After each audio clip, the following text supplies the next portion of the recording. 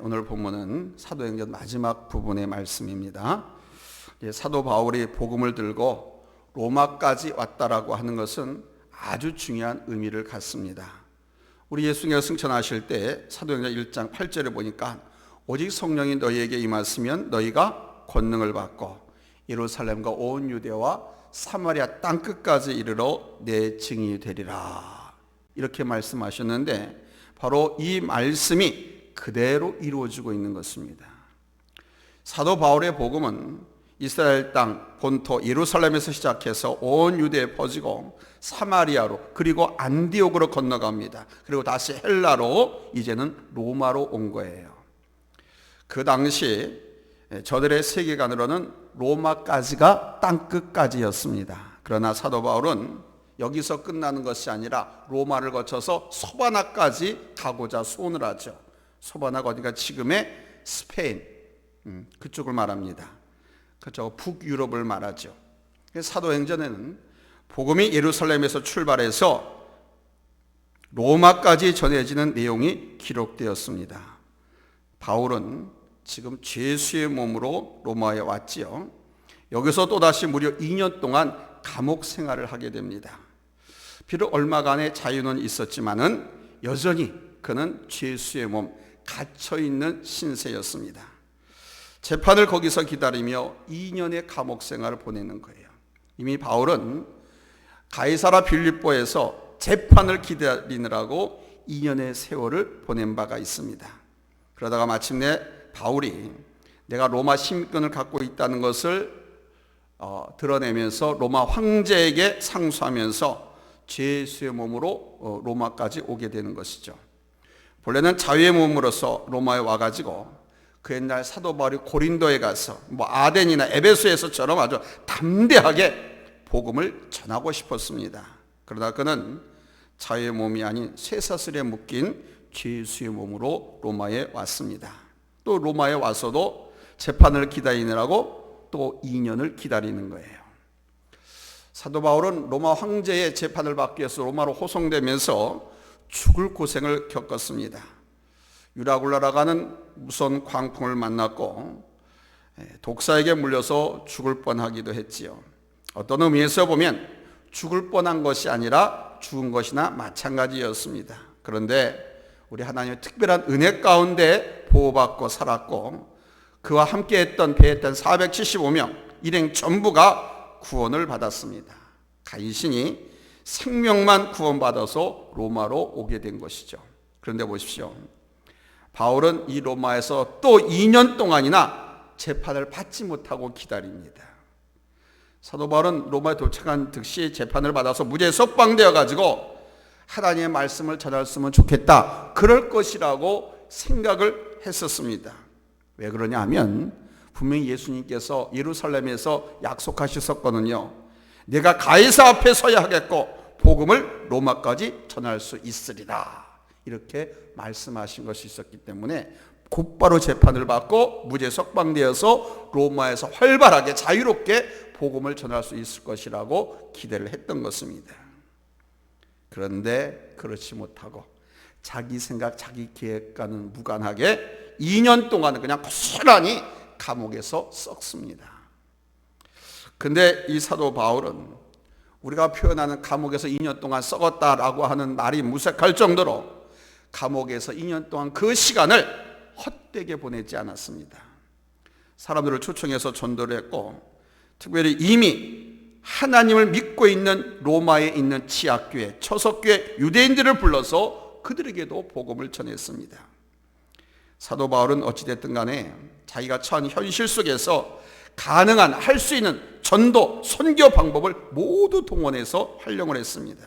그러니까 감옥에 있는 동안은 그 처지 그대로 선교의 문이 활짝 열린 상태라고 생각을 한 겁니다. 다시 말하면 닫힌 문을 억지로 두드리지 않고 열려져 있는 문을 활용한 겁니다.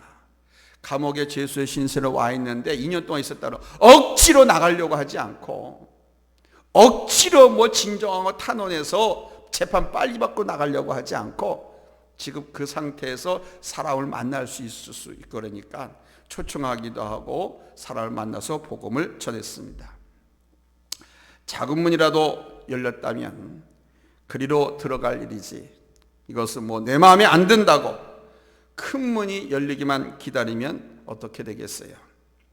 만약에 사도 바울이 그랬다라고 하면 무죄 석방돼서 복음을 자유롭게 전할 수 있는 그날이 오기를 기대했다고 하면 그는 2년 동안 감옥에서 아무것도 하지 못했을 것입니다. 선교 환경이 좀 더 넓게 열리고 자유롭게 열리기를 바라지만 이것은 바람, 희망사항이죠. 그래서 하나님께서 허락하시면 좋고 허락하지 않는다 하더라도 지금 자기가 처한 그 처지 그대로 여기가 바로 전도 현장, 선교 현장이고 또 선교의 가장 효과적 계기가 된다는 것을 인정한 것입니다. 병들어서 병원에 입원해 있으면 병원에서 전도하고, 여행 중이면 여행하면서 전도하고, 실패한다면 실패한 대로 전도의 길이 있다 이겁니다. 꼭 성공해야만 되는 것이 아니라는 것입니다. 사도 바울이 감옥에 갇혀 있으면서 복음을 전한 것과 같은 그런 선교적인 자세, 하나님의 섭리에 대한 그런 이해가 있다고 하면 누구든지 어디서든지 우리는 복음을 전할 수가 있는 것입니다. 때를 얻든지 너희는 누구에게든지 천하 만민에게 복음을 전파하라고 그랬잖아요. 꼭 마음 먹고 띠두르고 전도지 들고 다니면서 전도하는 것만이 전도가 아니다. 그래서 사도 바울은 자신의 가능한 방법을 다 동원했습니다. 그것이 오늘 본문에 몇 가지로 나타납니다. 23절에 보니까 그의 유숙하는 집에, 자기가 머물고 있는 집에서 그 주어진 환경을 최대한 활용했다는 겁니다. 이 감옥이라고 하는 것이 가택연금 상태였어요. 바울과 같은 고상한 학식이 놓고 로마의 시민권을 갖고 있는 죄수들을 재판을 기다리게 할 적에는 그렇게 흔히 안가라고 할까요? 바깥으로 출입은 못하지만 그 집에, 감옥 같은 그 집에다가 연금시켜 놓으면서 생활하게 하는 거예요. 근데 그 환경을 최대한 활력했다는 겁니다. 24절에 봐, 아침부터 저녁까지 그러잖아요. 그래서 어느 때든지 자기를 찾아오는 사람들을 아주 반가이 만나면서 꾸준하게 전도도 했다는 것입니다. 또 한 가지는 날짜를 정하고라고 하는 말이 나옵니다. 얼마나 많은 사람들이 찾아왔으면, 얼마나 많은 사람들을 초청했으면, 왜? 바울의 명성이 있었기 때문에. 스케줄 잡아가지고 당신은 아침에 오고, 당신은 10시에 오고, 당신은 점심 전에 오고, 당신은 점심 지나고 나서 오고, 당신은 오후 한 3시쯤에 오고, 뭐 당신들은 저녁에 오시오, 뭐 이렇게 사람들이 혼동하지 않게 스케줄을 정해놓고 차례차례로 하루 종일 많은 사람을 만나면서 그들에게 다 전도했다는 겁니다. 바울은 상황이나 일정이 주어지는 대로 이렇게 복음을 전하기에 힘을 썼다는 것이죠. 근데 사실 생각해 보면 이것은 쉬운 일이 아닙니다. 아무리 다른 죄수들에 비해서 자유가 주어졌다 하더라도 바울은 엄연히 죄인의 몸이기 때문에 이것저것 그 간수들, 그 칭의대, 로마의 황제를 호위하고 지키는 칭의대, 그들의 눈치를 안 살필 수가 없습니다. 잘 아시는 것처럼 사도 바울이 이 로마까지 오게 된 것은 바울이 전한 예수에 관한 복음에 대한 유태인들의 고소 때문에 온 거 아닙니까? 이스라엘 땅에서 재판해서 죽이려고 했는데 사도 바울이 난 로마의 시민권자라고 말하는 바람에 로마의 시민권자는 이스라엘에서 아무리 지금 이스라엘이 로마의 시민 통치를 받고 있다 하더라도 로마 시민권, 로마 시민을 재판할 수가 없어요. 그래서 지금 황제의 재판을 받기 위해서 로마로 온 거예요. 당시 로마에는 많은 유태인들이 있었습니다. 그래서 바울을 찾아오는 사람들 중에 유태인들이 참 많았던 거예요. 그들 중에는 사도 바울이 전하는 복음이 아니라 그냥 동포해. 왜? 유대교의 아주 열심당원으로서 유대인들에게 이 사도 바울은 널리 알려져 있었거든요. 로마에도 알려져 있을 뿐만 아니라 유대 사회에서도 아주 충망받는 그런 사람이었기 때문에 동포를 가지고 찾아온 사람들도 적지 않았습니다. 그래서 바울이 그 사람들에게 복음을 전할 때 그런 동포를 가지고 찾아온 사람들은 사도 바울이 전하는 복음을 받아들이질 않았어요. 야, 나한테 그런 소리 하지 말아라. 나 그냥 너 불쌍해서 우리 같은 동포니까 같은 핏줄이니까 내가 온 거야. 이렇게 말하는 거예요. 어떤 사람은 예수 믿는 유태인들은 로마에 와 있지만 복음을 듣고, 어떤 사람은 복음을 받아들이기도 했지만 동포애 때문에, 동족애 때문에 찾아온 사람들은 그런 소리 하지 마, 그런 소리 하지 마. 우리 교회 얘기는 하지 말고 이렇게 얘기할 그런 사람들이 있잖아요. 이 사람들이 그랬습니다. 본문 28장 23절로 24절에 이렇게 나와 있습니다. 23절 24절 같이 읽습니다. 시작. 그들이 날짜를 정하고 그가 유숙하는 집에 많이 오니 바울이 아침부터 저녁까지 강론하여 하나님의 나라를 증언하고 모세의 율법과 선지자의 말을 가지고 예수에 관하여 권하더라.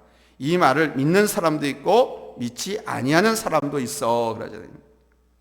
만일 복음을 거부하고 이의를 제기하는 유대인들이 예루살렘처럼 난동을 부리거나 소요를 일으키면 자칫 바울은 죄가 없지만 소요를 일으키니까, 난동을 일으키니까 복음을 거부하는 사람들이 그 사람들한테 계속 복음을 전하면, 야, 복음 전하지 말라니까, 예수 얘기하지 말라니까, 교회 얘기하지 말자니까 라고 한 사람한테 복음을 전하게 되면 이 사람들이 난동을 일으키고 큰 소리 일으키고 할 거 아니에요. 그러면 사도 바울이 원래 무죄인데 유죄를 선고받고 오히려 감옥에 오래 갇힐 수도 있는 그런 상황인 겁니다. 그래서 이런저런 상황을 다 고려한다면 사도 바울은 충분히 위축당할 수밖에 없는 그런 처지였습니다. 그런데도 사도 바울은 전혀 위축됨이 없이 30절 31절에 보니까 담대하게 거침없이 가르치더라. 자, 30절 31절 같이 읽겠습니다. 찾았으면 아멘 합니다. 합독합니다. 시작. 자기에게 오는 사람을 다 영접하고 하나님의 나라를 전파하며 주 예수 그리스도에 관한 모든 것을 담대하게 거침없이 가르치더라. 아멘. 바로 우리 예수 먼저 믿은 사람들은 바로 이런 담대함과 이런 용기가 중요한 것입니다. 얼마나 자유가 주어졌다고는 하지만 사실 위험한 상황입니다. 그러나 그는 이미 목숨을 하나님께 다 바치고 전도한 사람입니다. 어쩌면 로마까지 오면서 저 풍랑 속에서 이미 죽었던 사람이죠. 누가 다시 체포할까봐 꺼릴 것도, 매 맞을까봐 걱정할 것도 없습니다. 죽길 직전까지 가는 매를 40에 하나 감함에 39대 매를 3번씩이나 맞았잖아요. 그러니까 매 맞을 걱정 상관이 없어요. 걱정이 없어요. 혹 죽임을 당할까? 이것도 두려움이 없습니다. 이미 죽었던 목숨이니까. 그러니까 지금 사는 것은 오직 복음을 전하기 위해서 연장받은 시간이라고 사도 바울은 자기의 생명을 받아들이고 있습니다. 흔히 3가지 걱정을 안 하면 사람은 용기를 갖게 된다고 합니다. 3가지 걱정을 안 하면, 이 3가지 걱정 때문에 사람이 용기를 잃어버리고 소심해진다. 첫째는 뭐냐? 죽을까봐 하는 걱정. 둘째는 실패할까봐 하는 걱정. 이거 잘못되면 어떡하지? 이런 걱정. 그리고 세 번째는 미래에 대한 걱정. 앞으로 어떻게 될 것인가? 이거 이러다가 앞으로 어떻게 되지? 이 문제입니다. 죽을까 하는 문제, 실패할까 하는 걱정, 미래에 대한 걱정. 이 3가지만 없으면 사람은 용기가 충천할 수 있습니다. 근데 사람의 용기를 빼앗고 죽이는 게 바로 이 3가지 걱정이라고 합니다. 근데 보세요. 사도 바울은 이 3가지가 다 상관이 없는 거예요. 길 열리면 가고 안 열리면 말고, 감옥에서 이대로 있다가 죽으면 죽는 것이고 열리면 복음을 전하고. 왜? 이미 사도 바울은 자신의 생명과 자기의 모든 것을 다 이미 우리 주님께 맡겼기 때문입니다. 하나님께서 나와 함께 하시고 오늘 여기서 하나님이 역사하신다. 그러니까 하나님을 믿고 하나님을 의지하고 전폭적으로, 우리 전폭적인 말을 교회에서 많이 쓰는데, 전폭적이라는 것은 그냥 완전히 100% 절대적으로 다 맡기고 의지하는 거예요. 생명서부터 자기의 모든 것을. 그러니까 사도 바울은 쫄 일이 없는 거예요. 두렵고 걱정할 일이 없는 거예요. 그러니까 담대하게 거침없이 복음을 전하는 겁니다. 그리고 이런저런 사람, 특별히 친대 사람을 만나면서 복음이 조용하게 또 겨자씨처럼 누룩처럼 로마 세계를 향해서 퍼져 들어간 것입니다. 여러분 한번 생각해 보십시오. 작년 한 해, 아니 지금까지 나 때문에 내가 전도해서 예수 믿은 사람이 몇 사람이나 되는가? 나로 인해서 예수 믿는 사람이 몇 사람이나 됩니까? 뭐 봉사하고 헌신하고 하나님 일을 한다고 했습니다마는 정말로 내가 전도해서 예수 믿게 한 사람이 몇 사람이나 있느냐? 여러분, 잘 믿는다는 것이 뭡니까? 잘 믿는다는 것. 나로 인해서 불화한 사람들이 화해하고, 나 때문에 예수 안 믿는 사람이 예수 믿게 되고 구원받는 사람이 생겨나는 것, 이게 잘 믿는 거 아닙니까? 내가 나 때문에.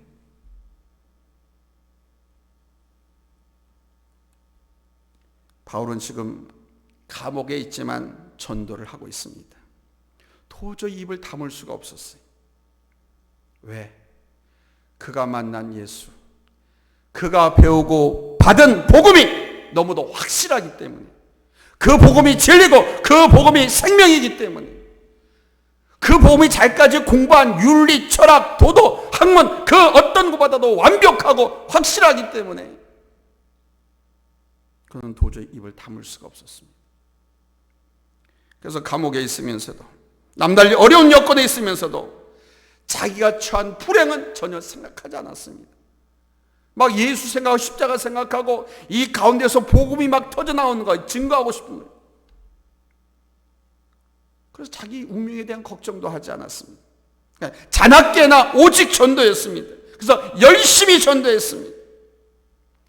이 사도 바울의 영혼을 사랑하고 전도하고픈 마음, 이 전도하고픈 마음이 우리의 심령에 충만하기를 예수님의 이름으로 축복합니다. 할렐루야. 전도하고픈 마음, 영혼을 불쌍히 여기는 마음이 충만하면 우리의 발이 찾아가게 되고 우리의 손이 섬기게 되고 우리의 입술이 열게 돼 있어요. 그래서 많은 사람을 하나님께로 돌아오게 하면 하늘의 별같이 빛나게 해주신다고 하나님의 말씀, 그 약속, 그 축복을 기억나요. 그래서 전도를 안 하고는 못 베기는, 잠자는 시간, 쉬는 시간이 아까운 거예요. 내가 전도 열매 맺은 것만큼 하나님께 내가 큰 축복을 주신다고 약속하시는 거예요.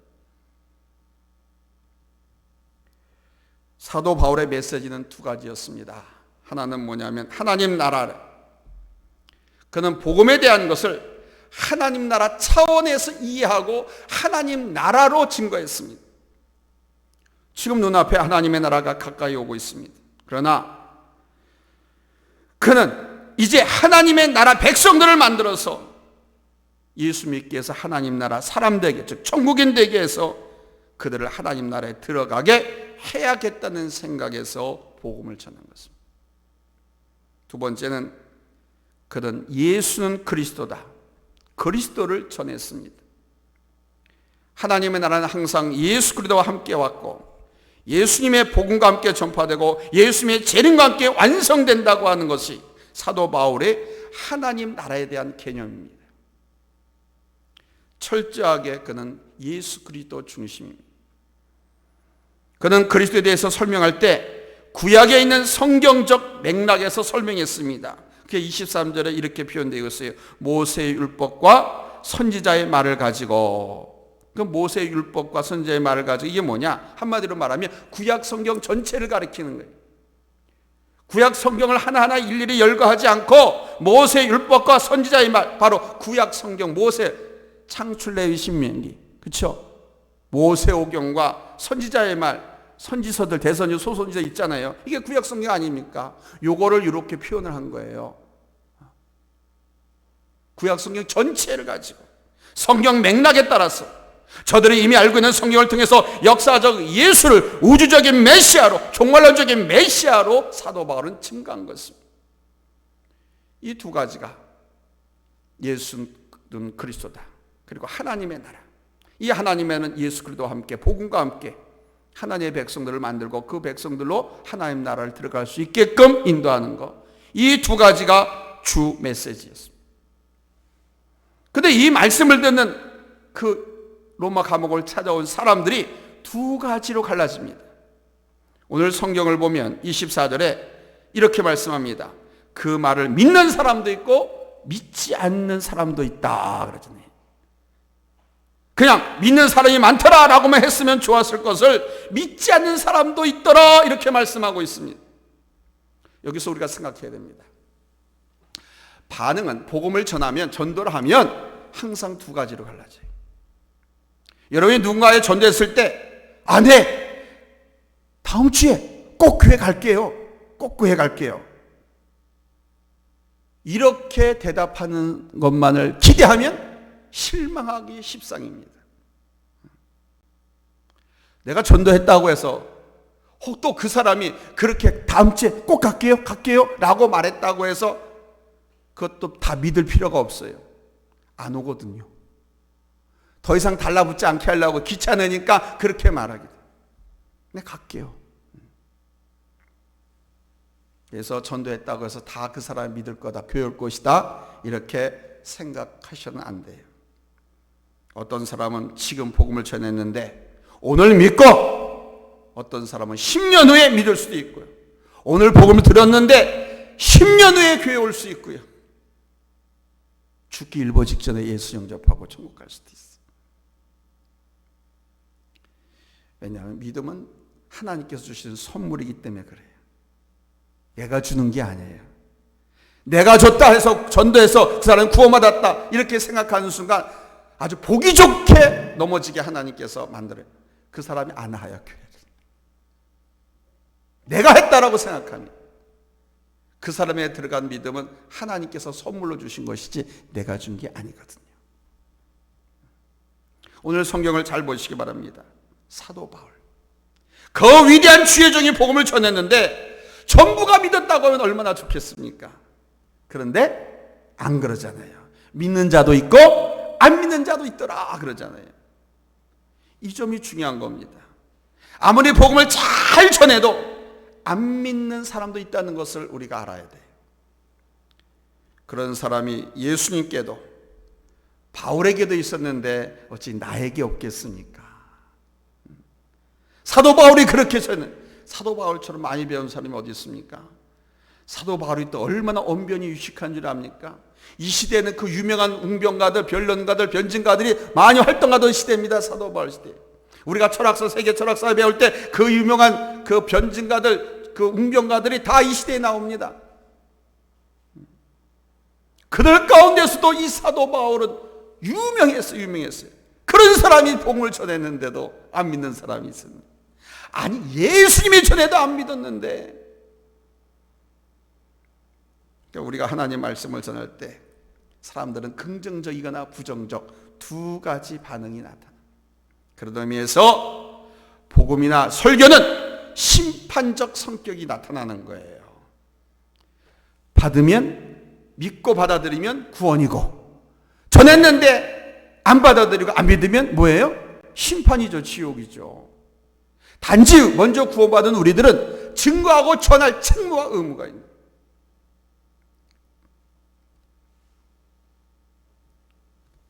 받아들인 자는 구원에 참여할 것이고 거부하는 사람은 구원에서 제외된다고 하는 사실.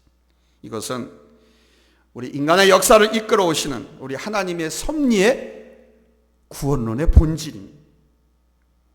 하나님은 모든 사람이 다 구원받기를 원하시지만 끝까지 복음을 거부하는 사람이 있어요. 그 사람은 결국 영원한 심판에 떨어질 수밖에 없도록 설계하셨어요. 이걸 우리 하나님의 작정이라고 그러시죠. 전문적인 용어로. 인간 구원에 가는 것을 작정이라고 그래요. 모든 삼라만성에 되어가는 플랜에 대해서는 하나님의 예정이라고 그러고. 그러니까 복음을 전하는 사람은 이 사실을 꼭 기억하고 긍정적인 사람을 보고 그 사람을 전도하기 위해서 집중해야 돼요. 그 사람. 그래서 요즘은 그렇다고 하잖아요. 교회 다녀본 사람이 전도 더 잘 되고, 교회 다녀본 사람이 교회에 오면 그 사람도 일을 한다고. 아주 교회 한 번도 안 해본 사람, 아는 사람은 전도도 잘 안 받으려고 그래요. 요즘 같은 데 더더욱 그러죠. 교회 다니다가 신 사람, 이사 온 사람, 다니지만은 뭐 1년에 한두 번 간다든가 다니는지 안 다니도 모르고 그런 사람들에게는요 복음이 잘 들어요. 그래서 그런 사람은 집중적으로 전도해야 된다. 아예 거부하는 사람은 한번 복음을 전했으면 거기에다가 에너지를 소비하지 말고 가능성 있는 긍정적인 반응을 보이는 사람에게 집중을 하라. 이게 전도학이나 교회론에서 가르치는 방법론. 사도 바울을 보십시오. 믿지 않는 사람, 유감스러운 사람, 부정적 반응을 가진 사람에 대해서는 마음 아프고 괴로웠지만 그는 성경을 통해서 그것을 다 소화해냈습니다. 마음이 괴롭고 힘들지만 성경 안에서 그 해답을 찾았습니다. 제가 방금 말씀드린 이것이 그냥 하나의 인간적인 방법, 전도 방법, 교회 성장 방법이 아니라 성경에 나옵니다. 본문 26절 말씀 우리 한번 같이 읽겠습니다. 26절 시작. 일러스되 이 백성에 가서 말하기를 너희가 듣기는 들어도 도무지 깨닫지 못하며 보기는 보아도 도무지 알지 못하는도다. 사도 바울은 복음을 전해도 안 받아들이고 거부하고 오히려 사도 바울에게 돌 던지는 사람들을 너무 마음이 아팠어요. 그럴 때마다 이사야서에 이 말씀이 이사야를 인용한 겁니다. 이 말씀을 다 외우고 명상하면서 복음을 절대적으로 안 받아들이는 사람들이 있다라고 하는 것을 인정을 합니다. 그래서 오늘 본문에서 이 말씀을 좀 더 높은 차원에서 28절 이렇게 말씀합니다. 그런즉 하나님의 이 구원이 이방인에게로 보내어진 줄 알라. 유태인들, 이스라엘들 너희들이 안 받아들이니까 하나님께서 이방인 세계로 복음 전하도록 나를 보냈다 이거예요. 이제 복음이 하나님의 구원의 은총과 그 선물이 이방 세계로 넘어간다. 그랬더니 이방인들이 복음을 받아들인 거예요. 점점 이방인들이 복음을 많이 받아들여가지고 급속하게 이방 세계에 막 복음이 전파되는 거예요. 28절에 저희는 또한 들으리라 하더라. 이방인들은 들으리라 하더라. 그래서 내가 이방인의 사도요, 이방인에 가서 복음을 전하면 저희는 들으리라 아주 확실하게 믿게 되었다는 겁니다. 사도 바울. 그리고 31절을 끝으로 그 후에 이야기가 없습니다. 그 맨 마지막 이 31절 말씀을 우리 한번 다 같이 읽겠습니다. 시작. 담대히 하나님 나라를 전파하며 주 예수 그리스도께 관한 모든 것을 담대하게 거침없이 가르치더라. 근데 사도행전을 기록한 누가는 그 다음 이야기는 없어요. 지금 사도 바울이 로마에 왜 왔다고요? 황제 재판을 받으러 왔잖아요. 네? 근데 그 다음 이야기가 없어요. 더 이상 사도행전 기록이 없습니다. 그러나 믿을 만한 전승에 따르면 그 다음 얘기가 두 가지로 해석됩니다. 첫째는 사도 바울이 2년 후에 석방되었다가 또다시 체포되어 가지고 순교했다는 얘기가 그 하나고, 또 하나는 2년 후에 네로 황제의 핍박대에 순교했다는 것입니다. 잠깐 석방되었다가 다시 체포되었다는 얘기나 그대로 순교했다는 얘기나 뭐 별 차이가 없습니다만은 어쨌든 사도 바울은 어디서 순교해요? 로마 감옥에서 순교합니다. 순교 이 이야기를 누가는 사도행전에서 기록하지 않았습니다. 뭐 바울이 어떻게 죽었다, 이렇게 사도행전을 끝내고 싶지 않았겠죠. 누가 죽었다라고 하는 패배고 실패로 돌아가잖아요. 바울은 담대하고 거침없이 하나님의 복음을 전하였다 이렇게 끝맺은 거예요. 이게 멋있잖아요. 이렇게 마감하기를 원했던 겁니다. 바울과 사도 바울이 전한 복음을 통해 일해 오셨던 우리 하나님께서 여전히 그 역사를 계속해서 이루어가고 계신다는 사실을 누가는 사도행전을 통해서 말하고 싶었던 거예요. 성령께서, 하나님께서 여전히 복음을 전한 자와 함께 하니까 그 이후에는 그 복음을 받아들인 그 예수 믿는 사람 있는 그 교회에서 이제 나머지 사도행전 29장 30장 이제 써내가라는 거죠.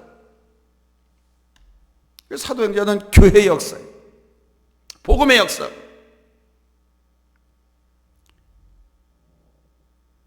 여전히 믿음으로 담대히 복음을 전하는 사람들을 통해서 그리고 그 복된 섭리를 이루어가는 하나님의 섭리와 역사 안에 우리 교회가 존재합니다. 사도행전에 28장 이후에 몇 장 정도의 우리 교회가 기록되었을까? 그건 모르겠어요. 몇 장에 우리 교회가 들어가 있는지. 근데 하나님 나라에는 분명히 그의 기록이 있어요. 사도행전은 사도들의 행전이지만, 즉 사도 바울, 또 바나바, 누가, 실라 이런 사람들이 복음을 전합니다. 교회를 합니다. 성령의 역사고 성령의 행전입니다. 교회의 역사입니다.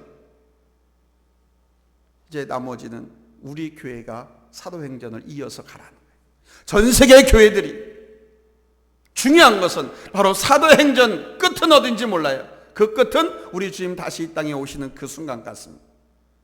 몇 장에 우리 교회가 기록되었는지 모르지만 바라기는 우리 교회가 성령의 역사 속에서 날마다 복음을 전하고 많은 사람들을 구원하고 하나님 나라를 확장시키고 주님 다시 이 땅에 오시는 그 첩경을, 그 길을 예비하는 그런 교회가 될 수 있기를 예수님의 이름으로 축복합니다.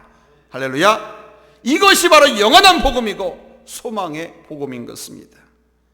이 영원한 복음, 이 소망의 복음을 사도 바울은 하나님께 다 맡겨놓고 담대하게 거침없이 전했던 거예요.